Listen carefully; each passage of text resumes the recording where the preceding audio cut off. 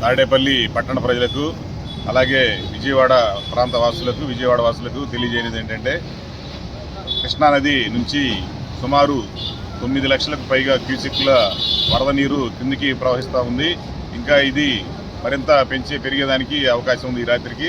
దీన్ని దృష్టిలో పెట్టుకొని చుట్టుపక్కల ప్రాంత ప్రజలు ఎవరు కూడా ఈ ప్రాంతానికి రావద్దని పోలీసు హెచ్చరికలు జారీ చేయడమైంది.